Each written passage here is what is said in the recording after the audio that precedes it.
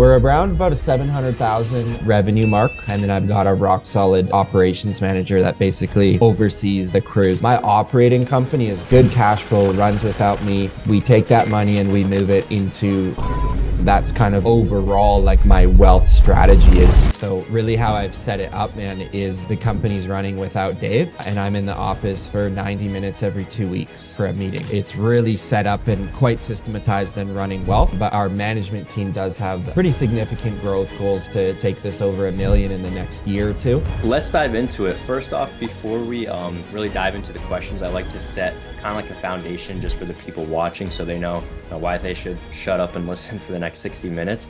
So can you tell me a bit about what companies you're currently a part of and what kind of like the value or just like the annual revenue for those companies are, as well as how many team members you have within those companies? Yeah, absolutely, man. So yeah, I'm Dave Mormon. I've been an entrepreneur now for 15 years. I had a couple painting businesses. Now currently I have two businesses that I'm active in. One is Revive Services that I'm running, which is kind of a full home service business now where we take care of exterior washing. We do Christmas lights and we just launched exterior painting as well into our value stack. So we're based in South Surrey, British Columbia, and I've had that company now since when did we start that? March of 2016 is when we started. So yeah, going on 7 years now, which is great. And then I'm also owner and founder at Home Service Business Coach, which I started in 2020. And that's a full-on coaching business, education-based business for business owners that are looking to get off the tools and scale up their company, and really teaches a lot of principles that I've been able to build through growing Revive and a lot of systems. And so I've almost, put my business in a box, I guess is a good way to say it, and made it available now for business owners that want those systems. So yeah, both companies combined, we're a team of 17. I'm still an active owner in Revive, which is great because it keeps me current to be able to, teach all the principles on the coaching side. And both businesses are growing as well. So I feel like I get kind of the best of both worlds. I get to do it actively, and then I also get to teach it, which I think makes Michael a little bit unique, where I think, sometimes coaching businesses maybe don't have a business or had one back in the day. And so I'm trying to sit on both sides and kind of stay as current as possible. So that's kind of professionally me in kind of like a 2-minute nutshell. Nice. Yeah, and you're right. It definitely does make a difference because things change all the time. So if you're not part of it today, then you can't really keep up with those changes. Yeah, exactly, man. You got to always be learning and growing. And that's kind of why we, wanted to be on your show like this and just bring as much value as we can to people. For sure, man. And so as for like at least Revive, do you mind sharing like what the value of the company is, or like Yeah. the annual revenue? Yeah, we're around about a 700,000 revenue mark. It's set up to right now we're running with 5 full-time technicians. We've got a full-time, we call it service manager now, but we're looking at changing up that role. So basically a rock star to handle the office and also provide estimates in person when needed. And then I've got a rock solid operations manager that basically oversees the crews. So really how I've set it up, man, is the company's running without Dave. And I'm in the office for 90 minutes every 2 weeks for a meeting. So it's really set up and quite systematized and running well. But our management team does have pretty significant growth goals to take this over $1 million in the next year or two, and continue to grow it from there. That's funny because the first question I was actually going to ask you was because I know a big thing for you is getting people off the truck, delegating as much as possible so you can Mhm. truly be a business owner and not just a manager or a technician or something like that. The first question I was going to ask is literally how much time per week do you put towards the company? So you Yeah. basically put a total of 3 hours per month, it sounds like. Yeah, I would say maybe upwards of 10 per month would be pretty accurate. I mean, I'm still in our Slack channel and I will jump into things when needed, but I would say, Michael, 95% of the decisions are being made by, I call it like my right and left hand, like really my two managers. Mhm. And they're cut in now. this last year on the bottom line as well. So as Revive makes more money, they get paid out quarterly bonuses as well. So, we just had our mastermind summit in Vancouver, BC. We had a bunch of our coaching members fly up and hang out with us for 4 days, and I had my two managers there, just to hang out with our guys and really see like, wow, like it is possible, man, to own a business and have two people, in my case, treat the business as if it's their own. And this is like really contrary, man, because a lot of guys in our industry, you'll see their, you know, 50 hours minimum in or on their business, and all the decisions have to flow through them. Mm, I'm not interested in that type of business model. So I'm almost trying to prove my hypothesis every year that what more can I give up and what more can my managers really take on? And I just think for my values, like that's how you build a sustainable company. for sure. And so obviously you could go the route of playing a larger role, working 40 hours a week, and you have less employees, so then you make more money as a Yeah. result. You take home more, Yep. potentially could even grow faster. Why not go that route? Why go the route of doing very little work but managing everything? Yeah. I think, man, I've been there before, really being like that key decision maker. And like I said, I've grown a couple painting businesses doing that, and largely through my 20s. I'll be 35 years old next month. Through my 20s, man, was like really me grinding harder and trying to squeeze more. And now with Revive, I'm trying to grow the company through my leadership and less through really my doing. So that's kind of my goal at this point. And I think for me too, just for values, man, I'm a family man now. HSBC is growing very quickly, so that has my pull and attention as well. I like doing some real estate stuff. Very seldom, man, do I even work more than 40 hours a week. I picked up golf this last year. I golfed 29 rounds in this last year. So I think there's other things in life that I care about rather than building, a multi seven-figure company as fast as I can. I still think we will get there.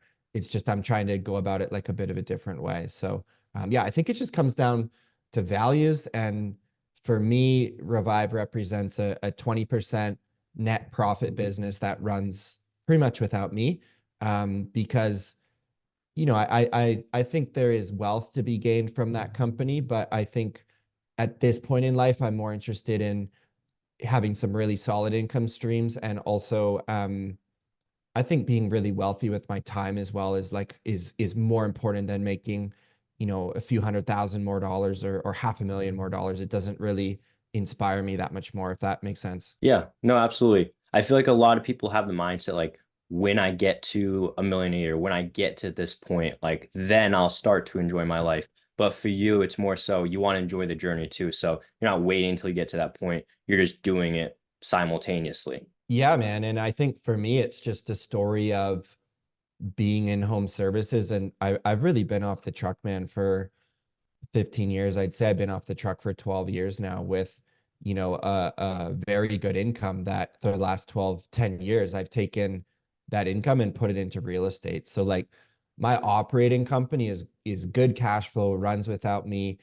We take that money and we move it into real estate. That's kind of like, overall, like my wealth strategy is keep the operating company going, keep everyone happy, but look to grow something else that doesn't take much time, but it's really for the long term. So yeah, this isn't for everybody. And I don't think I'm the guy to come on and say, work 80 hours a week and grow as quick as you can. Because through my career now, we've done close to $7 million in home services, very profitable, and a lot of those profits have went into real estate and been able to grow. So that's just my personal style that I enjoy, and I know it's not for everybody, but I think it is cool to be on your show and maybe share like a bit of a more contrarian perspective. Yeah, for sure. I like even most of the people we've been interviewing and just people I speak with in the industry in general, they have probably the opposite point of view that you have. They talk about Yeah. going through the grind, put in 60, 80 hours weeks until you get to the point where you're making so much money you can delegate everything. But you're Yeah. kind of taking an opposite approach, which I really like. And I think there's definitely, maybe not to the fullest extent, but maybe a middle ground that is a healthy balance of work and still enjoying your life. Um, but with that being said, let's say someone is already doing, six figures per year, a few six figures per year. The business Yeah. isn't massive, but they're working like a workhorse, like 40, 50, 60 hours a week, or beyond. But they Mhm. want to get to the point where it's 2, 3 hours per week. What is the first step to make that happen? Yeah, so just so I'm clear, we got a really busy home service business owner doing 100 or 200 grand, and they're wanting to get to the point of having a profitable business and also have their time. Exactly. Yeah, I don't want to paint the picture, Michael, that, entrepreneurship, you get in and you can automatically start at 4 hours a week. Like for Revive for 36 months, like I got married and like I built Revive. Like it was pretty much all that I did. So I've been there before. And so I don't want to paint this like, oh, this is where you start. So I'd say your first 36 months in business from the day that your light bulb turns on and you read this book behind me, the E-Myth, and you learn, okay, like I've been a technician in my business doing 100 grand, congratulations, but I kind of own a job. From that day, at least for me, it was 3 years of like, okay, now let's build some processes. So I'd say the biggest thing to answer your question, man, holding girls and guys back from hitting that next level is they have to do a time audit. So I would say if you looked at your calendar, I would wager 80% of your time right now for the guy doing 100K, it's going into fulfillment. So actually doing the window cleaning or the painting or whatever the case may be, or it is doing the administrative work, talking to clients, invoicing, picking up a check, maybe scheduling. And so I would, to answer the question, those would be my first two places to start, would say, let's say the business owner's Michael. So, Michael, we got to get you out of the field and we got to get you out of the office. And I would say we should look to do that within the next 12 months. Once that's done, man, the business owner is actually has some freedom to say, let's go 80% of that time. Let's push it into sales and marketing. And that's really how I approached my business, why we grew quickly to start. Is Dave was able to get free from fulfillment and office.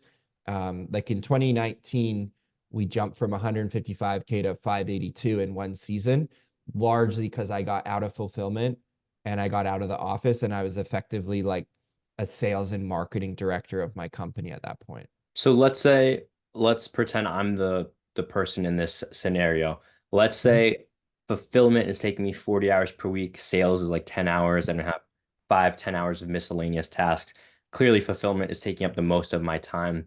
What are some tangible things people can do to find, not just find some random guy that's willing to make some money for a few Yeah. months, few weeks, but to find an A player? Like, how do you go about that? Yeah, I would say most people listening, if I ask them or you ask them what their core values are for their company, I don't think they could say the values that like rule the business. So before you even post on Facebook or Indeed or Craigslist to be recruiting, stop and pause and define out what your core values are. And that's not an easy thing to do overnight. And I heard guys on podcasts like this share, and I'm like, I don't need core values. I'll do that later. I need to go get more leads. But the values, Michael, of someone is everything, because if you're painting houses or washing windows, there's nothing like proprietary special about that, right? We don't have a secret recipe for Coca-Cola or some code for Tesla. It's very commoditized. So your X factor just became, for a service business, I believe your X factor is like the people that you have. And you can teach, man, tacit skills to squeegee a window or set up a water fed pole. Like that's not difficult to do. What's difficult is to find people today, I believe, that fit the values of your business. So like the core values is where you need to start. And my two managers, they embody the core values of Revive. And that's the reason that I'm like, all right, they both have access to our credit card and our banking information, because it's that high level of trust. And honestly, man, I wouldn't hire a manager in my company unless I like trusted them with the key to the front door of my house. Like it's just that level of like we share the same values, so now we can grow together. I think most service business owners, they're looking for someone that's cleaned windows for 10 years and they just glaze right past the core values because they don't have them. Yeah. No, you're absolutely right. I mean, you could take someone that's never touched a pressure washer before and teach them how to do it within a few weeks, but you can't really shift someone's values. Whatever their values are, No, that is their values. So, why would you say it's so important to find people with the right values? Let's say you come across someone that is great at work, but their values do not match with you at all. Why is that an issue? I mean, because I would say it's everything to the business. At a certain point, if you want to do 100K and do 100K, that's fine. We don't even need to talk about core values. Like this message is more for someone like, man, I want to get a manager. I want to get more technicians. I want more trucks. It matters, man, because you're giving up control of your business. And in order to do that, you need to have people that share the same values for how they go about their behavior in the company. So, I'll share an example. Our core value number 2 at Revive is excellence. So, we have a line after that, which is we never settle for jobs, that are good enough. We deliver a 10 out of 10 experience in everything we do. So if I have a technician that's going out and doing gutter cleaning and knows that Mrs. Smith is not going to see the gutters in the top corner where nobody can see it and skips that section, that's not demonstrating excellence. So me as a business owner, I have to trust today my technicians are going out doing gutter cleaning and they're going to clean all the gutters around the house, irregardless if someone can see them or not. So you need to find people that fit those values because I'm just talking on the service side. It's massively important because if you're not doing a good job, clients aren't happy, they're not going to repeat, they're not going to refer it. It's like it's the entire business. So if you want to get off the tools and you want to grow and you only want to work 4 hours or 10 hours a week or whatever, the values need to match. And this goes so much deeper, man, than just business too. It's like everything from who you choose to marry as well. Like all it is, you're dating essentially to figure out what this person's values are. Do we share the same values and do we want to build a life together? So it's like you almost need to like professionally marry the people in your company with core values. Yeah, no, absolutely. I mean, one bad apple could sink the whole ship. So, yeah, I love that. And so let's say someone finds someone with the right values, they're a good fit, and it's the fulfillment they're trying to outsource first because that's taking up most of their time. They've now bought back a ton of time. They're able to spend more time on sales, marketing, and now that's taking up more of their time. What's his next step there? Yeah, I would say it's a funny chicken and egg thing, Michael. Some people get off the tools first. In my case, I'm not a very handy person by any means. You can ask my wife. So for me, getting off the tools like was not difficult. I'm not oh, I can't wait to get in and get my hands dirty. I am extremely administrative though. And so for me, getting off the tools was not difficult. For me, I sat actually in the office seat for an additional season because we use Jobber as our CRM. So I was scheduling and emailing back clients and like just loving the admin side. So I would say those need to work in tandem with this book behind me. Dan Martell's book Buy Back Your Time would be a great resource to recommend just as far as a lot of markets across the US, man. I would say $20 to $30 an hour you can get an incredible office manager, office administrator to help you with a lot of these tasks. So I would, find your rock star in the field who's a core value fit. And then I'd also just start part-time, man. Again, we're talking to the guy doing 100K, wanting to grow. Find that part-time office admin as well. That would be my next piece of advice. And then to your question, once those two are in place, man, and you're pushing into sales, you're pushing into marketing. I really think your next step at a certain point is going to be hiring, a production manager. Once you get that second crew on the road, you're going to need someone where now the 4 technicians can report to. So it's kind of this like pyramid of building. And I don't want to give the message that all this needs to happen this year, but I like to say you want to hire when it hurts And that pain is predicated on the fact of your calendar and just looking, you're working 50 hours a week.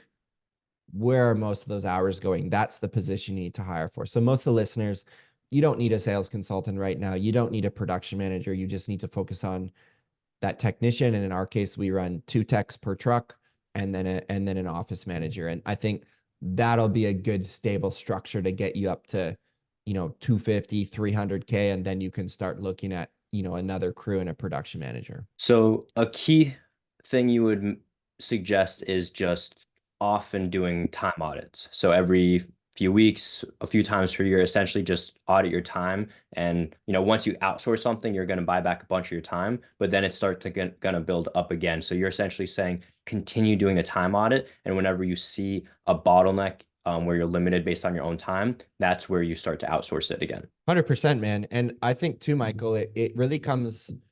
I'm a big fan of like beginning with the end in mind, right? I think it was Stephen Covey that said that. So I'll just give you an example here. Like, let's say a business owner this year wants to grow to 400,000. Let's say move from 100 to 400,000, aggressive growth. That's great.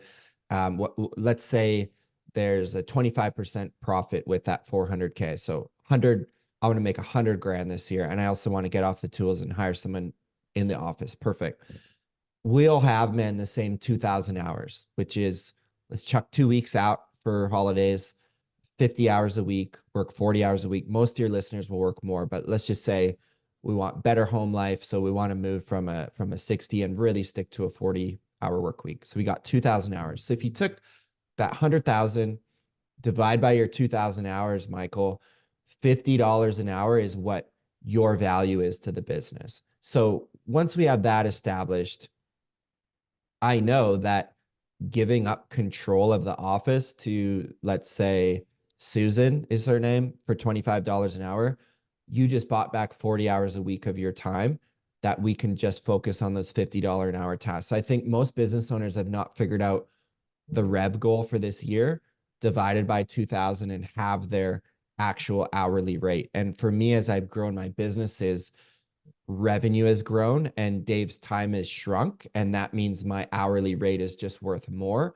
And that has made, having the balls to go out and hire actually a lot easier. And I think most listeners just have not hired a rock star. So they're like, they just haven't seen their eyes open. Like for me, for the last 8 years, man, I've taken 40 days off a year, like to go backpacking through Asia, to go on a trip. Like it's just how I design my entire life, is around finding great people who are core value fits, giving them systems and tools to succeed, but letting them go and run with it. Cause I know my hourly rate. And I'm like, if I can hire someone who does it, very well, I'm going to give that off. So I think that hourly buyback principle, and that's in Dan's book again, is just like a huge one to be focused on. Cause I think most listeners right now are running crazy in their business on 25 to $30 an hour tasks. So we have to like shift some furniture in the brain to be able to value themselves at a higher hourly rate.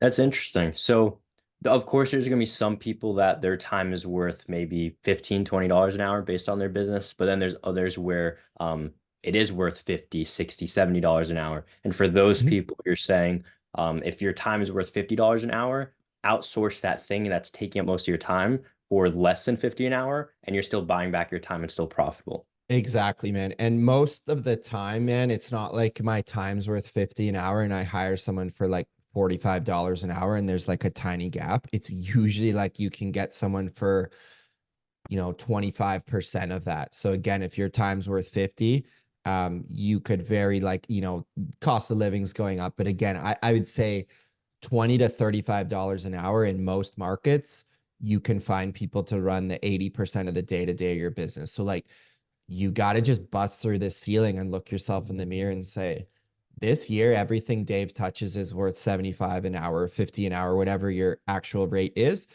And that gives you like the freedom, man, to say yes, yes, yes to these things, to estimating in person, to going to that BNI group, to attending that conference to learn how to do landscape lighting or whatever, and saying no to invoicing, no to virtual estimates, no to answering emails, right? Like you just got to get so savage with your time. And I think most service business owners below, $500,000, they overvalue money and they undervalue their time. And if we can like flip that switch, like that's when things really start to grow. Cause like I've grown businesses, man, by myself, and it's good and it's fun and the money's good. But when you grow businesses with like a team, it's like the money's better, your time's better, and it's more fun. So I just like, for me, there's just no other way to know how to grow a business and bring a team together.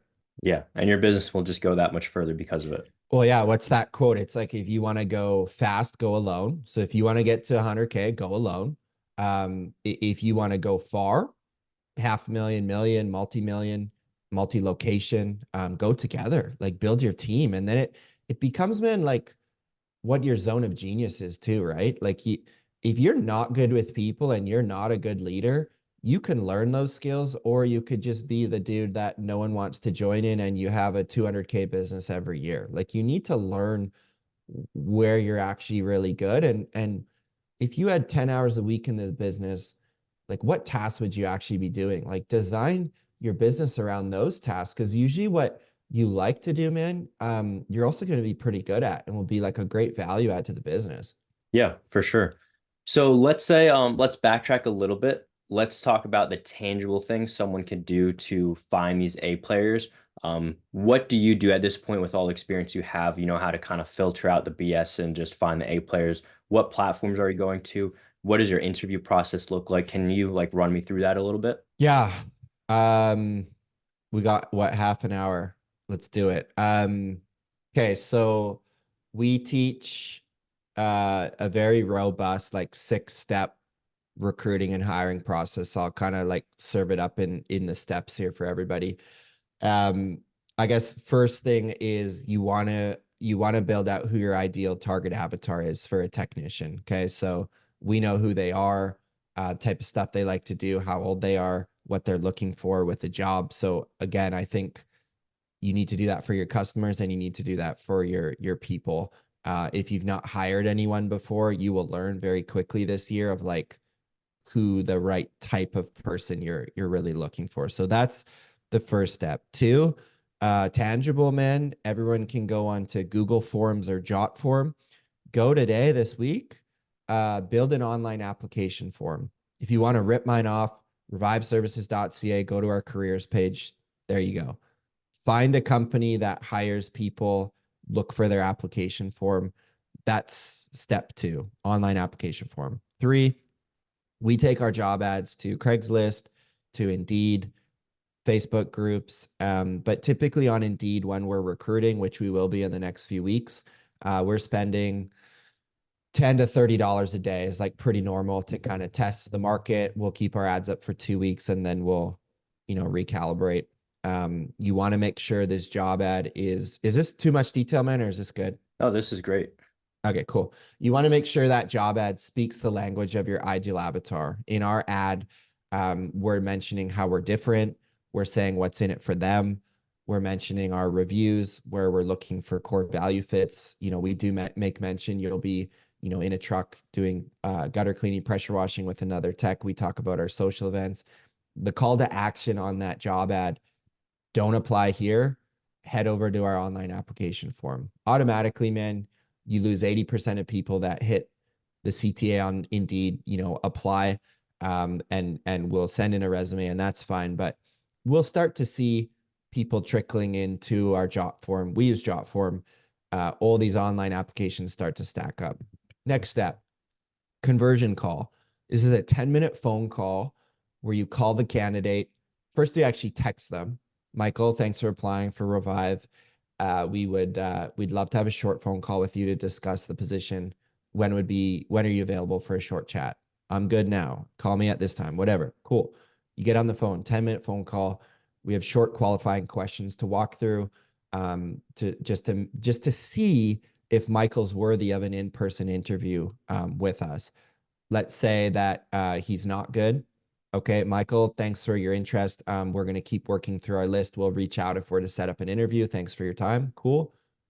In the case that it's good, Michael, everything sounds good right now. I think there could be a fit here. I'd love to meet you for an in-person interview, fairly casual. If you don't have an office, meet at a local coffee shop. If you do, meet at the office. We do interviews, three candidates at a time. So, one at 10, one at 11, one at 12, because guarantees one person's not going to show up. On that conversion call, man, before the phone call ends, we're saying, Michael, before I let you go, man, we take our word very seriously here at Revive. We have had people before say they're going to show up, they don't. Do I have your word that you're going to commit, you're going to be there on time?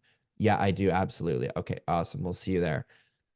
Meet at the local coffee shop, or in our case, meet at the office. We run through a 40-minute behavioral based interview with set questions, not asking you about your pressure washing experience, finding out how Michael thinks, how he makes decisions, and what his track record's been in his past jobs, because past performance will be strongly correlated to future performance. So we want to dissect with that. We end the interview asking for a reference. We will text that reference and phone that reference, make sure that they're good. And then that candidate, if successful, will move into our training boot camp where they're granted a uniform. They come on with our production manager for a 5-day training boot camp. We train in a group because if we start 6 people, we'll lose 3. And it's our goal at the end of that boot camp. We have technicians that have been through 5 days of training, and then they're ready for their ride along with their field supervisor. So long-winded answer, man. People might have to go back and listen to that all again, but that is the process that works, and that is how we've hired over 150 technicians for my business. And they weren't all good, but that is the process to identify who's a fit, and that is our funnel to walk through. And it may start at 75 people bombing in their resume, maybe 20 filling out an online application form, 10 getting a conversion call, 4 getting an interview, hiring 1 to 2, rinse and repeat. So it's just a numbers game. That's awesome. I'm sure 98% of the people watching this are probably thinking, that's way too much work. You're crazy. Why would I ever do that? But in reality, the people that are thinking that way probably get an employee, turns over in a month, 2 months, and they're back at, starting from scratch all over again. Whereas with your approach, you're going to be able to retain people for so much longer because you've filtered it so much better, and you're not just taking on anybody. You're actually taking people that are, sold into your vision, your mission, what you guys are doing, and want to Mhm. work for you because they see long-term vision. Yeah, man. I mean, how could you afford to not do this? Like every technician I have will be producing about $150,000 this year, making my company about 50K. So it's like, again, back to the value of your time. Would you rather stay busy with $30 an hour tasks, or would you rather take 20 hours, what I just described, to go and get an absolute rock star, or 2 absolute or 3 absolute rock stars? Is just, in my mind, there's no other way of doing this, because if it's never perfect, right? But the odds of your first situation is less than 10%. With my odds, probably 2/3 of the time, I'd say it's like, we'll find somebody that's going to be awesome. And, I brought one of my technicians, Michael, to our summit, been with me for 6 years. This guy, he's literally leading our painting division now. It's like, I got out of the way and I let him grow. My ops manager was on the truck with me 4 years ago for $18 an hour. Now he's making significantly more running my operations. He's leading a session at my summit. Same with my office manager. I got out of the way, let her grow the division. So you got to look for those value fits, man. And if you're the crazy entrepreneur, 3% of the population, you got to ask, man, who's your entrepreneurs? Who can you say, start on the truck, but you're going to grow this division. And office, you're going to grow this division. And marketing, you're going to grow this division. And so, identifying the value fits, growing these people, and identifying who your entrepreneurs are, who's your champion of your departments. And then I just think that's when business ultimately gets fun. It's interesting. You said your exact wording, I think, was how can you afford not to do this? Which I'm Yeah. sure a lot of people watching are probably thinking, how can you afford to do this? Like, how can you put this much time towards it? But when you start thinking like yourself, thinking longer term, you might spend 20, 30 hours up front to find the right candidate, but that candidate Mhm. will work with you for potentially years. Whereas what these guys are doing, they're spending 10 hours a week every single week indefinitely because they never actually keep someone in that role. Yeah. So you're absolutely right. I mean, how can you afford not to do this? You're saving yourself so much time in the future by just doing it the right way right off the rip. Yeah, man. It just, again, like I think the biggest disease in the entire industry is two things. One, guys don't know their numbers, so they underbid jobs and therefore can't scale a company. So that's like I'd rather you stay at home than go and do underbid jobs. And two, it's a distinct undervaluing of their time. And so they stay on a hamster wheel in their business on $25 an hour tasks. And they hear interviews like this and think, must be nice for Dave. Like I started the company with less than $5,000 and was profitable with my first truck, moved out of the way. Like I think the ultimate hack in business is being able to delegate, hire for values, and step aside and let people grow it. And that's taken me years to hone that in. So I don't want to come on your show and say this should be fixed today, but taking these baby steps, man. Some of your listeners, Michael, might like I coached this guy last year. I won't say his name, but he had a really hard time stepping off the tools and hiring. He went through like 8 interviews to hire someone, ended up hiring someone. He was excited. The guy pieced out. He did it again. The guy pieced out. It took him until the end of last year to finally get a rock star, and he was almost ready to quit. And I'm so proud that he stayed in the game because I told him, I said, man, you're just getting your reps in at the interview table. Like some of your listeners might have to go through 15 interviews this year just to get more confident with this process of sitting at the table with someone and really asking these qualifying questions to be like, are they a value fit and can I hire them? So look at this year, maybe not necessarily hitting success, but just getting some of these reps and with hiring is going to be huge. Yeah, that's a really good point too, because I mean, your first time doing these type of in-person interviews, I'm sure a lot of these guys, it's a different approach, so they might be nervous, it might not go as well as they'd like. So they can also just use this as a learning experience. So it might take Yeah. 15, 20, 30 interviews before you actually find the right candidate and hire someone. But then maybe the next 10 interviews you find someone, and the next 8 and 7, you just keep getting better and better. 100%, man. And I'm just sharing from my story. That's been the case in my journey is really falling down 7 times and getting up the eighth time. And I think if you look at like the true ethos of an entrepreneur, I believe it's defined in one word, and that is resilience. Just I could tell you stories for 10 hours today of people that didn't show up or caused issues or this and that. It's like, okay, this happened, you're getting back up and you're going at it again. And that's why you do need to be a bit diseased in the brain, man. I believe to have the audacity, you can listen to this show and think you can go and build a successful business. It is just, it's not for 97% of the world. 3% of the world says, I'm in, let's do it. And 80% of those 3% don't even hit their 5th year in business. So you're signing up for mission impossible. I just want to be extremely clear to everybody. But for those that do figure it out, it's an amazing lifestyle. Yeah, absolutely. Once you get it to the point where you want your business, you can enjoy the fruit of your labors. But you're absolutely right. The first three, or if the first 36 months, the first 5 years is going to be an all-out grind, nothing you've ever experienced before. But like you said, as Yep. long as you do things the right way and you don't give up and you're resilient, then you can really build the business of your dreams, which I'm sure for a lot of people, what you built is that business of their dreams. So this was really good feedback. Yeah. No, man, I think that I don't want this message to not get hit today that you do need to build the business ultimately for what really you want, right? And I think it's cliche in entrepreneurial circles, start with your why. And I think a lot of listeners have maybe read Simon Sinek's book, which is great. I think listeners need to say, what is that end goal, man? For me, for Revive, like it's not having multiple locations and having, I had Tommy Mello on my show 2 weeks ago. Is like, the guy's on a different level. I'm listening to him. I'm like, holy cows, like it's incredible. And I would not personally want to walk that journey of what he's built. That's just for me. And some listeners want the tons of locations and hundreds of millions of dollars. And you need to learn what it is that you really want. And so again, a lot of people, a lot of listeners, I think would be really happy.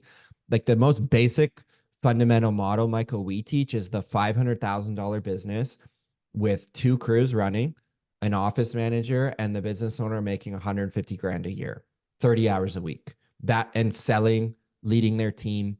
For a lot of listeners, that's like, if I just built that, I'd be stoked. But maybe there's 10% that want to hit a million and double all that. And there's other, and then you get one out of 50 guys that are like, I want to be worth $100 million and I want to build. So don't try build a business that's incongruent to your values. Like hit pause and say, what does the dream state actually look like? And I think a lot of listeners, the business isn't necessarily as big as they think it needs to be. Yeah, that's a good point. Some people will build a business to the point that they think other people would deem as a successful business without asking themselves what is a successful business to them. A lot of people, you're right, can probably have like a business doing 400, 500K per year, and that's still allowing them to do whatever that is they want to do within their life. 100%, man. And I think it comes down to knowing what you want is very important to figure out, and not giving a crap about what society or what your friends think. And I think I learned this lesson years ago, just that whether you grow a big business or a small business, there's going to be somebody that disagrees with what you're doing, friends, family, whatever.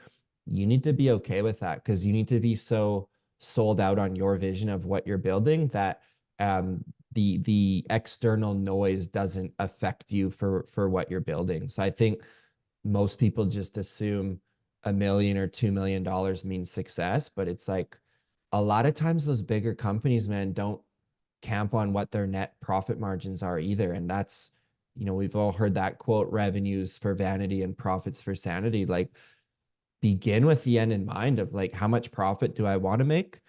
What size is that business in revenue? Who's on the team? And then what is Michael, the owner, what is he required to do on a weekly or daily basis? Like that's how I'd go about build it, versus like $1 million, I hit it, I can post on Instagram, look at all my trucks, and then at the end of the day, you're stressed out and can't hit payroll. So it all comes down to what the owner ultimately wants. So you're saying essentially, what are your goals? Reverse engineer it so you can build the business based off around those goals, as opposed to what a lot of people do is they just jump right into it and see where it goes. Yeah, 100%. I'd say the first year is a lot of experimentation. What's your market? What can you charge? What services do you want? How can you package up your stuff? Like, you got to figure all that out for your market. But once you've got some data in the first year, to your point, exactly right, man. Cool. Like, I like thinking in 3-year chunks, and casting that vision to my team of like, we're here today, 2024. What does this look like in 2027 for my team members, and also like for the owner, Dave? I think that'd be the first place to start, is like, what is in your 3-year painted picture? If you think back where you were 10 years ago, could you envision like the life you have now? Like, for me, it would be no. I have a hard time thinking in 10 years. So I usually like a 3-year kind of 36-month sprint at a plan. That's just been like a sweet spot that's worked good for me. That makes sense. Well, cool. So I know we don't have too much time, so I want to kind of change topics a little bit. Mhm. Something that I think is a little contrary to what I believe, but I still agree with your thoughts on it as well, is that I believe the man who chases two rabbits catches none. I think if you Mhm. go all in on just pressure washing or just one service, become the Mhm. person for that service and scale that up, I think that's the best approach. But I mean, you can obviously also argue get more out of each customer, offer more services, scale up that way. And I know that's Yeah. kind of your thought process as well. So can you tell me a bit about you why you look at it that way and scaling up by just making each customer worth more? Yeah, totally. So yeah, we have 7 services now. Kind of our criteria, Michael, to run this lens through is, can we train a technician in 2 weeks to perform our service? If yes, we'll be interested in potentially bringing this in our umbrella, and if no, then we won't. So, even on the painting front, man, it's really plugged in to fill up our Q3, when washing tends to slow in our market, at least. We take on very select, very simple paint jobs that come from our client base. So for us, it was just a decision, man, of what is the lifetime value of a customer. If we just did window cleaning for Mrs. Smith, like, we find our LTV over a 7-year span for our homeowners. So if we just clean windows, $500 a year, we'd have an LTV of 3.5K, right? Not good, not bad, is what it is. If we added in like the gutter cleaning, the washing, some basic trim painting, and we do Christmas lights as well, our LTV could be 25, 35, $45,000. So, I did market research in our area, and where we've planted our flag is a very affluent area in the country. And so we chose to just say, look, let's cross sell our services to our customer rather than take the show on the road for window cleaning and have all these different, window cleaning locations across the area. We chose to stay like super tight with radius and plug in other services that are very simple to train. So, yeah, that, both models will work, man, for sure. I think if you can wrap your head around the more operational complexity of multi-services, this model we're doing works good. If you have more of a vision for multi-location and you want to just clean every piece of glass in the 400-mile radius, that's another option as well. Last thing I will say, man, I think it came to a decision too where I chose not to franchise my business and just have a single location, at least at this point. So this model I have, like, let's say I hired you as a franchisee, I'd have a tough time saying this is the painting side, the lighting side, this is the washing, this is you would I couldn't train you in 2 weeks. I'd need you for a year and a half, right? So that was this decision was predicated on the fact that we're not going to be franchising this. And that's kind of why I started HSBC, was saying, I don't want to franchise Revive. I want to actually run a consulting model where we hold business owners' hands to scale up and use my IP at Revive and plug it into your business. So I think all those factors kind of led me to like how we've set it up today.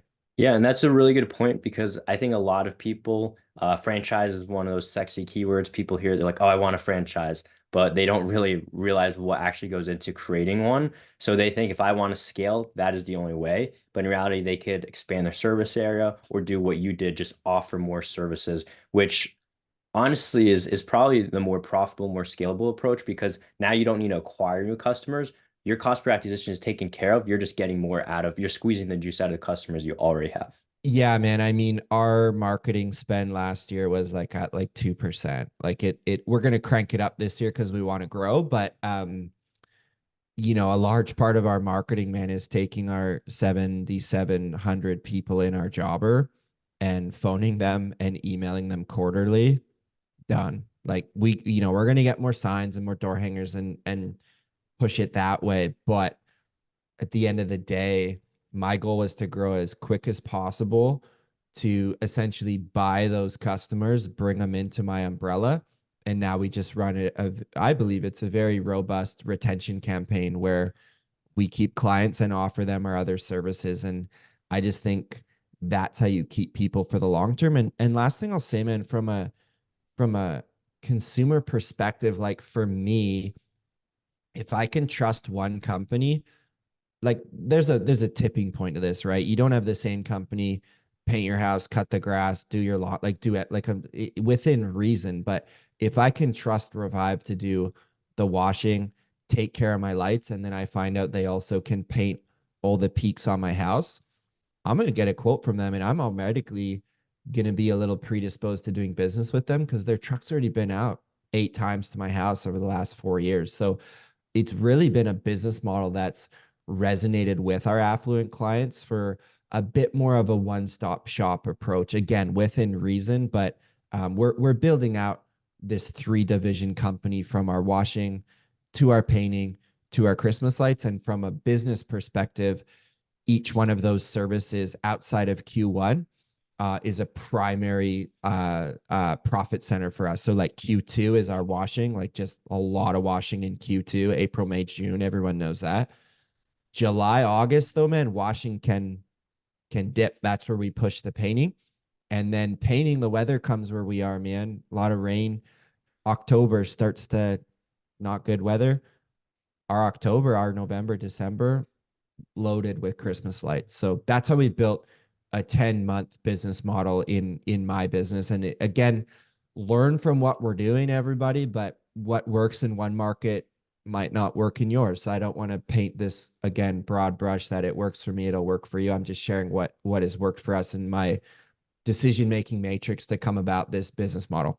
Yeah, so that's also another very valid point is not just to make each customer worth more, but to hedge for the times where things will inevitably be slower. When it's, too cold out to do pressure washing or painting, you're doing Christmas lights. When Christmas is over, you're starting up pressure washing. So you always throughout the year have some service you can do, except for it sounds like you said like 2 months in your market, you guys have downtime. Yeah, I mean now we got a big dump of snow last week, so we're actually behind on our Christmas light takedowns. But yeah, we'll have all our techs working for all of January taking down lights. February, depending on weather, we can do some gutter cleaning.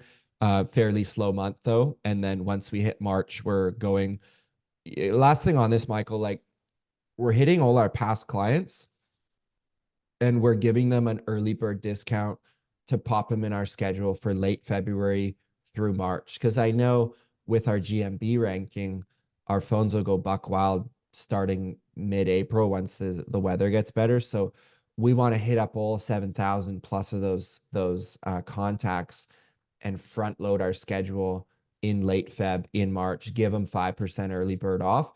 And I also know that those will be our jobs that we'll have in our schedule to transition our technicians and keep them busy year round. So that again, keeping the team busy is like of utmost importance. And if you can use multiple services to do that, that are simple to train, then I don't see there's like a big risk to doing it. That reminds me of something funny. I spoke with not brand new, but I've never heard of him. But I'm sure you notice this all the time. There's these little business owners doing multiple seven figures, and you have never heard of them. They're just hiding in the background. Sure. Yeah. Um, I guess these guys don't really hang out on Facebook much. But it was interesting because he's also in New Jersey, so he was super close to me, and Nice. I'm going to visit him at his office, and he says everyone is off for the holidays and because of the weather, except for his sales team. Yeah. I know the exact guy you're talking about, man. And I'm like, if it's the guy, I think like he's done a terrific job building a sizable business that is like lifestyle business. But also, if you're the guy, if we're talking about the same guy, I believe he's had like been doing this for like multiple decades, which I think again on these shows, it's amazing to get inspired. But I do think a lot of times, like it just takes time. Like I think Revive today and HSBC today is of such high quality because I've been doing this for 15 years and hired hundreds of staff, done thousands of projects, and like I get to jump on with you for an hour and share in present day. I think there's a lot of value in that. And so I think stretching out that time horizon as well for business is something that's never said on social media because we expect to go, you know, Dave did it or so fill in the blank did it, jump, jump, jump. It's a tough economy out there, and home service business owners' services are commoditized. So I think we do need to be a bit patient with a lot of us too in growing our businesses sustainably is very important. Yeah.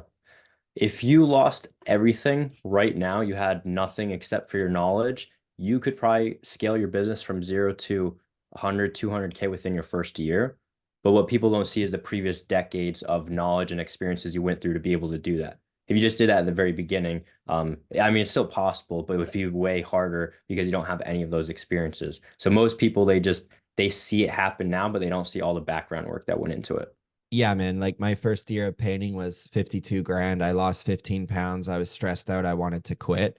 Then my manager at the time, is a franchise. My manager talked me into coming back. Then, I did 105 grand and made 30K. So that's why I was like, all right, this thing's sweet.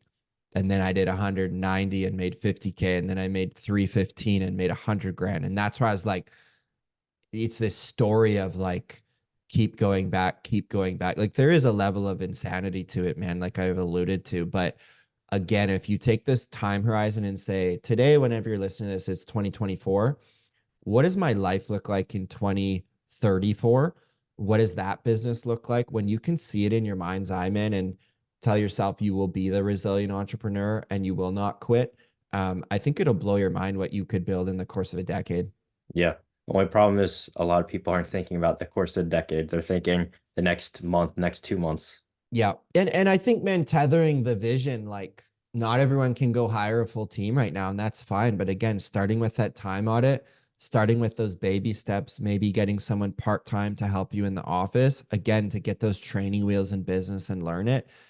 Like, I don't think I was ever thinking in decades until recently. Like, I think your vision and your time horizon expands as you mature as an entrepreneur as well. A lot of the listeners are like, I just need a job on the schedule next week, to pay the bills. And you have to be still responsible to that fact, but still carve out some time in your brain for where's this thing going for the long haul. Yeah. Absolutely. Well, I know we're coming down to the wire here now. So, for anyone that's watching today, wants to learn a bit more about you, I know you have your podcast and everything they can check out. Where they can they actually find you online? Pretty much anywhere, man. Home service business coach, anything on Google. You can learn about us. That's our podcast name as well. So, yeah, as much value as I can provide, that's where you'll find what we're up to. Awesome. And one last thing. So this is actually something brand new we're doing. So you're going to be the first person I do it with. But Cool. I would like you to come up with a question, any question you want that we can ask to the next business owner I interview. Ask to the next business owner interview. Okay. Any question? How has their business provided them freedom over the years? That's what I would ask. Talk to me about, yeah, the benefits of freedom of time that have been provided from you growing your business. I think that's something that we need to start talking more about. Absolutely. Very fitting for this from this conversation too. So awesome. Cool. But yeah, man, I really appreciate you hopping on. Tons of value is provided today. So for anyone watching, I hope you guys enjoyed the video. And yeah, it was great having you on. Thanks, man. Yeah, thanks, Michael. Appreciate it.